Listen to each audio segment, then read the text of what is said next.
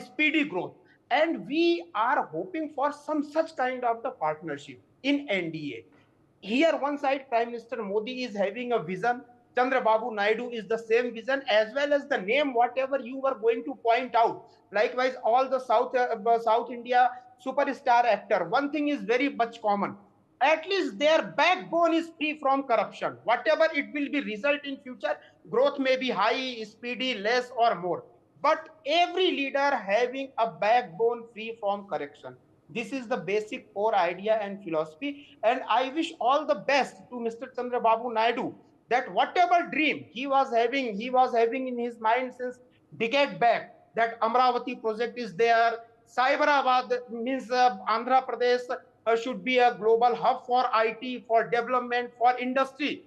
There is no delay to say, of course, as soon as it may be possible, center should support with the help of this government to bring out South Indian state as a world leader, not only the India leader. Same is the concept for Bihar and UP, what we are going to hope with this NDA alliance, 1 and 1 makes 11. It should be proven right now.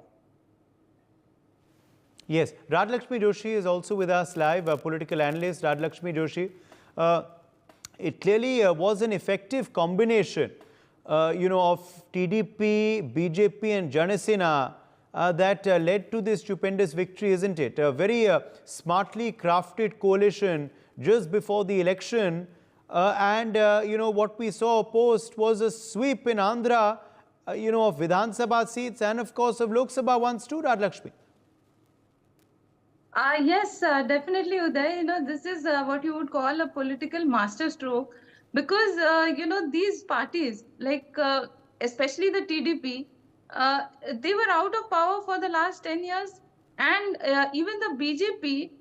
If you have noticed, earlier BJP did have a presence in Andhra Pradesh, but then you did have strong leaders like Venkaiah Naidu ji, and there were a lot of other leaders from Andhra Pradesh. We did